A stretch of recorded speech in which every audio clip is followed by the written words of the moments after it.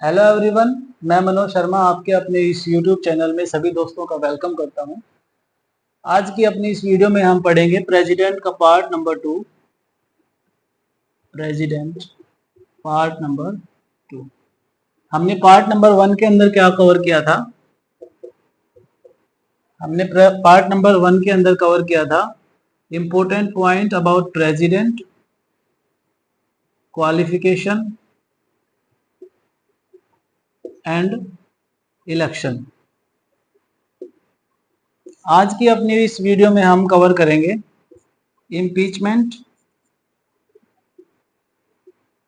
Of president and power of president. Power of president, ठीक है। सबसे पहले अगर हम डिस्कस करेंगे इम्पीचमेंट ऑफ प्रेसिडेंट के बारे में। इम्पीचमेंट मतलब क्या होता है? इम्पीचमेंट इम्पीचमेंट होता है महाभियोग। ये हमारे कॉन्स्टिट्यूशन के अंदर आर्टिकल 61 के अंदर डिस्क्राइब किया गया। ये राष्ट्रपति के ऊपर कब लागू किया जाता है, कब ये महाभियोग लाया जाता है? जब राष्ट्रपति संविधान के नियमों का उल्लंघन करता है या वायलेशन करता है, तो हम राष्ट्रपति को इम्पीचमेंट की प्रोसेस के द्वारा हम उसको हटा सकते हैं, उसके पद से हटा सकते हैं, ठीक है। इसके बाद इसका जो होता है इम्पीचमेंट, ये लोकसभा या राज्यसभा किसी भी सदन से, किसी भी सदन, चाहे लोकसभा हो या राज्यसभा, कोई भी सदन से हम इसका इनिशिएट कर सकते हैं।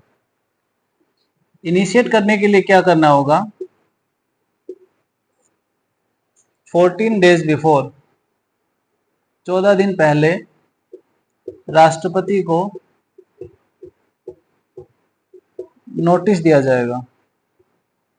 नोटिस कब दिया जाएगा? इम्पीचमेंट की प्रक्रिया कब शुरू होगी? जब मान लो लोकसभा से शुरुआत हो रही है या राज्यसभा से शुरुआत हो रही है, किसी भी सदन से शुरुआत होती है, तो उसका 1/4 मेजोरिटी या 1/4 मेंबर उसके साथ हो, इट मीन्स 25%, तो हम उस प्रक्रिया को इनिशिएट कर सकते हैं, महाभियोग की प्रक्रिया को शुरू कर सकते हैं। यदि 1/4 मेंबर उसके लिए एग्री नहीं हो तो हम उसको शुरू नहीं कर सकते हैं, ठीक है। इसके बाद हम क्या करेंगे? यदि मान लो राज्यसभा के द्वारा इनिशिएट किया गया, राज्यसभा के द्वारा लाया गया, 14 दिन पहले नोटिस दे दिया गया और 1/4 मेंबर एग्री हो गए। इसके बाद 2/3 मेजोरिटी, 2/3 मेजोरिटी से पास हो गया। 2/3 मेजोरिटी से पास होने के बाद ये जाएगा लोकसभा के पास, लोकसभा के पास जाएगा। एंड लोकसभा यदि 2/3 मेजोरिटी से इसको पास कर देती है तो इम्पीचमेंट की प्रक्रिया पूरी मानी जाएगी, मतलब महाभियोग की प्रक्रिया समाप्त हो जाएगी और पूरी मानी जाएगी। यदि 2/3 मेजोरिटी वहां नहीं मिलती है तो इम्पीचमेंट यहीं पे रोक दिया जाएगा और इसके दौरान ये लोकसभा इसकी मामले की जांच करेगी, मामले की जांच करेगी कि राष्ट्रपति के खिलाफ जो महाभियोग लाया गया है वो सही है या नहीं है। इस कंडीशन में राष्ट्रपति के पास ये शक्ति होती है कि जांच के दौरान राष्ट्रपति सदन में मौजूद रह सकता है। रह सकता है और अपनी पसंद का कोई भी अटॉर्नी नियुक्त कर सकता है, नियुक्त कर सकता है जांच के लिए। ये होती है इम्पीचमेंट की प्रक्रिया, महाभियोग की प्रक्रिया, जो कि राष्ट्रपति को पद से हटाने के लिए की जाती है। क्या होगा, सबसे पहले इसके लिए क्या करते हैं, 14 डेज बिफोर नोटिस दिया जाएगा। नोटिस देने से पहले 1/4 उसके अंदर एग्री होनी चाहिए। लोकसभा से या राज्यसभा से कोई भी सदन से पास किया जा सकता है। पहले लोकसभा या राज्यसभा में 2/3 मेजोरिटी से अगर एग्री है तो लोकसभा के अंदर आएगा। लोकसभा के बाद यदि जांच के दौरान 2/3 मेजोरिटी हो जाती है तो यहाँ पे उसी दिन, जिस दिन 2/3 से पास हो जाता है, उसी दिन इसको महाभियोग की प्रक्रिया समाप्त मानी जाएगी और इसको पद से हटा दिया जाएगा। ये होता है हमारा महाभियोग। इसके बारे में भी काफी क्वेश्चन पूछ लिए जाते हैं एग्जाम्स के अंदर। तो आर्टिकल 61 के अकॉर्डिंग हमारे राष्ट्रपति को महाभियोग की प्रक्रिया के द्वारा हटाया जा सकता है यदि वह संविधान के नियमों का उल्लंघन या वायलेशन करता है तो। ठीक है, इसके बाद जो हम पढ़ेंगे, power of president. Power of president,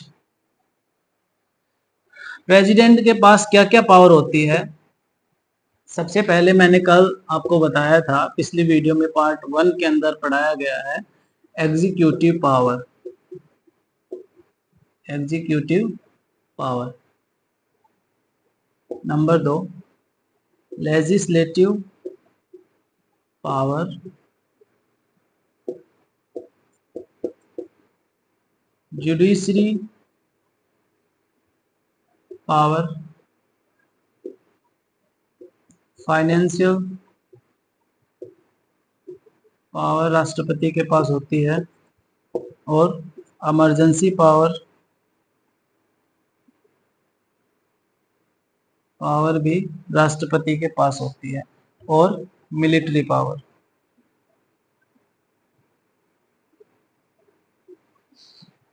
executive का मतलब हो गया कार्यपालिका।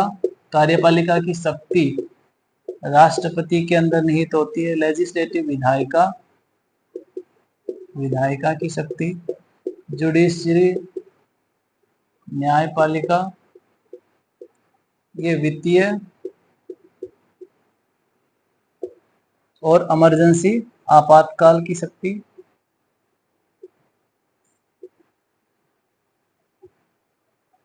और ये मिलिट्री, आर्मी, नेवी, एयरफोर्स। मतलब क्या हो गया, सैनिक बल की शक्ति। हम एक एक करके इसको कवर करेंगे। सबसे पहले अगर हम बात करें एग्जीक्यूटिव पावर की, तो एग्जीक्यूटिव पावर के अंदर आर्टिकल 53 के अकॉर्डिंग मैंने बताया था, राष्ट्रपति के पास एग्जीक्यूटिव पावर होती है और वो एडवाइस लेगा किसके द्वारा, मिनिस्टर से एडवाइस लेके कोई भी काम करेगा। बिना एडवाइस के कोई भी कार्य नहीं कर सकता है प्रेसिडेंट। ठीक है, एग्जीक्यूटिव पावर के अंदर क्या होता है, ये किस किस को अपॉइंट करेगा, इसके अंदर से काफी क्वेश्चन पूछ ले जाते हैं। अपॉइंट किस किस की नियुक्ति करेगा। ठीक है, किस किस की नियुक्ति करेगा। तो सबसे पहले ये प्राइम मिनिस्टर, प्राइम मिनिस्टर की नियुक्ति करेगा। एडवाइस ऑफ पीएम, प्रधानमंत्री प्राइम मिनिस्टर की एडवाइस पर मिनिस्टर की नियुक्ति करेगा। ठीक है, और किसकी नियुक्ति करेगा, यूपीएससी के अध्यक्ष। यूपीएससी मतलब यूनियन पब्लिक सर्विस कमीशन। और सुप्रीम कोर्ट के chief justice of India. Chief justice मतलब मुख्य न्यायाधीश,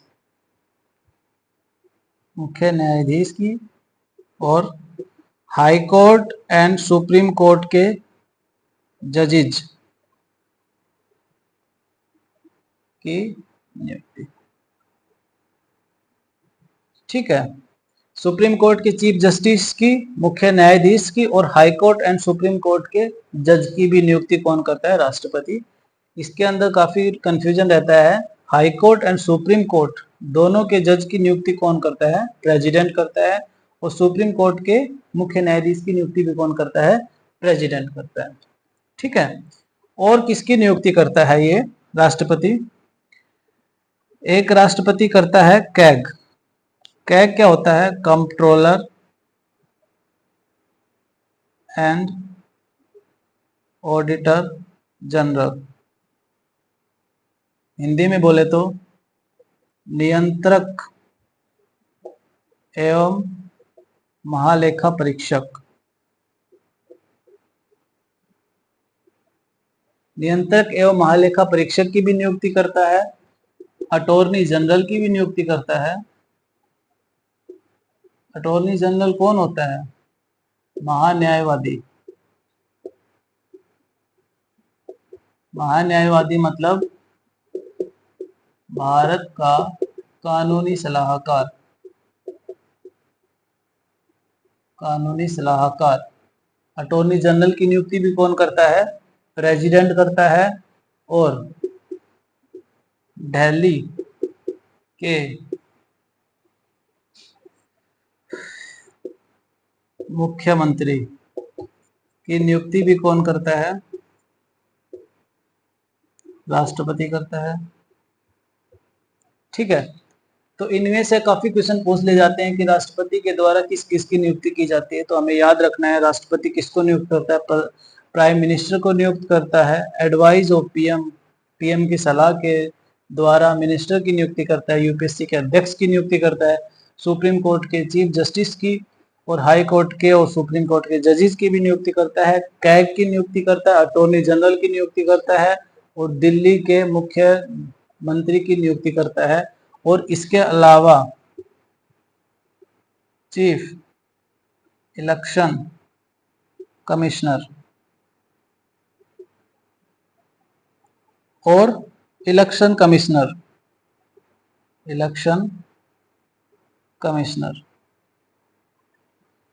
चीफ इलेक्शन कमिश्नर की और इलेक्शन कमिश्नर की नियुक्ति भी किसके द्वारा की जाती है? राष्ट्रपति के द्वारा। ठीक है, एग्जीक्यूटिव पावर कौन से आर्टिकल के अंदर है? आर्टिकल 53 के अंदर। ठीक है, तो हमें इन सभी का याद करना है और इसके अंदर से काफी क्वेश्चन पूछ ले जाते हैं। ठीक है, इसके बाद अगर हम बात करें नंबर 2, जो राष्ट्रपति की पावर है वो क्या है? विधायिका की शक्ति। विधायिका मतलब लेजिस्लेटिव पावर।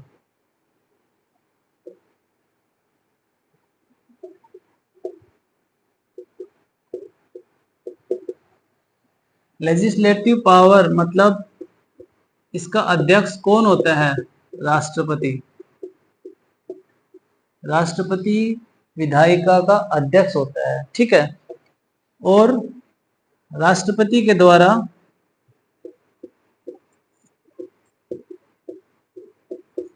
समन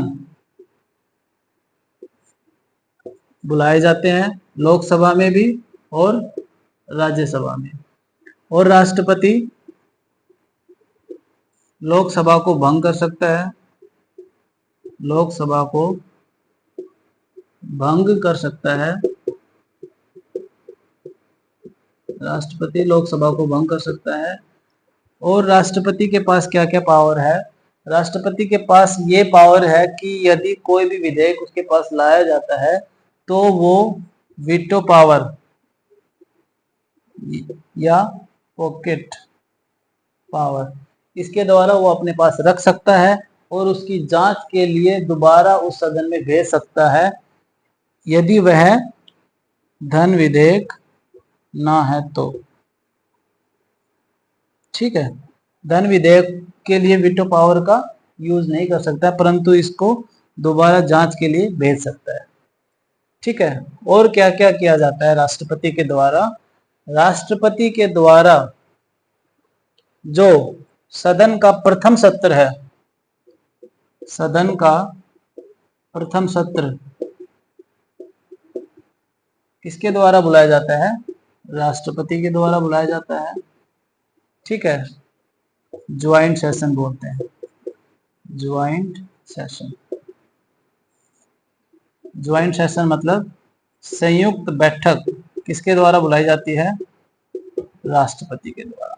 ठीक है, इसके बाद यदि हम बात करें राष्ट्रपति के द्वारा लोकसभा में 2 सदस्य नॉमिनेट किए जाते हैं, मनोनीत किए जाते हैं, और राज्यसभा में 12 सदस्य मनोनीत किए जाते हैं।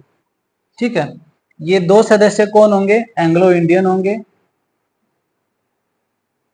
और 12 सदस्य कौन होंगे? जो कि किससे संबंध रखते हो? कला एवं साहित्य से,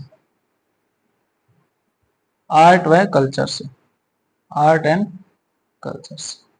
ठीक है, ये भी राष्ट्रपति के पास पावर होती है कि वो 2 सदस्य नॉमिनेट कर सकते हैं लोकसभा में, और 12 सदस्य राज्यसभा के अंदर से मनोनीत कर सकते हैं।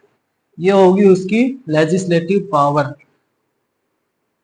और आर्टिकल 111 के द्वारा कोई भी विधेयक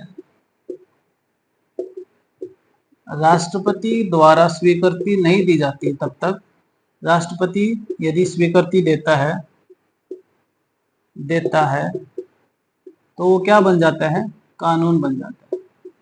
ठीक है, राष्ट्रपति अगर किसी भी विधेयक को लोकसभा में पास होने के बाद राज्यसभा में पास हो गया, उसके बाद राष्ट्रपति अगर स्वीकृति दे देता है उसको, तो वो कानून बना दिया जाता है। ठीक है, ये होती है लेजिस्लेटिव पावर राष्ट्रपति की।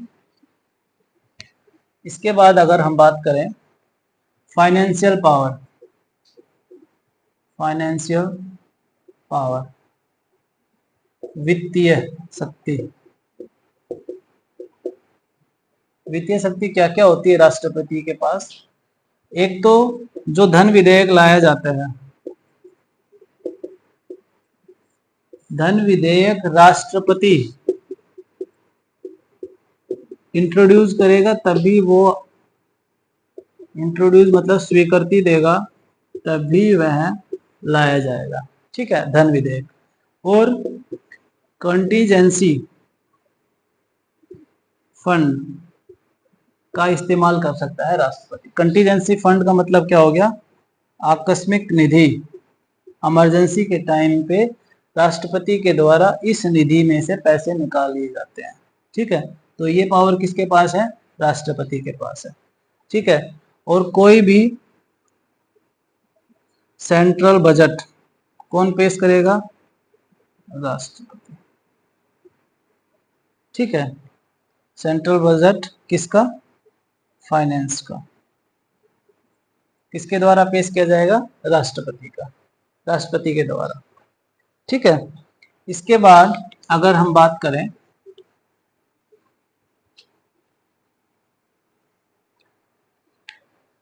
जुडिशरी पावर, जुडिशरी के अंदर मैंने बताया था राष्ट्रपति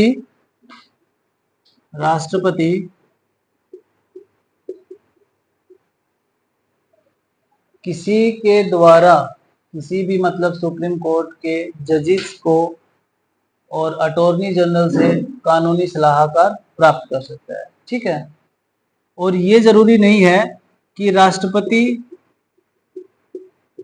यदि उनको कोई भी एडवाइस देता है तो उसको स्वीकार करें। राष्ट्रपति यदि उनको एडवाइस देता है तो सुप्रीम कोर्ट के द्वारा स्वीकार किया जाए, ऐसा नियम नहीं है। ठीक है, ये होगी जुडिशरी पावर। जुडिशरी पावर के अंदर एक आता है सुप्रीम कोर्ट के चीफ जस्टिस ऑफ इंडिया कौन नियुक्त करेगा?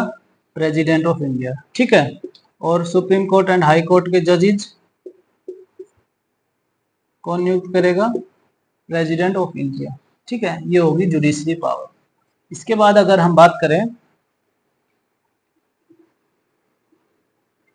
इमरजेंसी पावर, ये इंपॉर्टेंट है, इमरजेंसी पावर। ये आर्टिकल पूछ ले जाते हैं, आर्टिकल 352, 356 एंड 360। 352 के अंदर क्या है, नेशनल इमरजेंसी,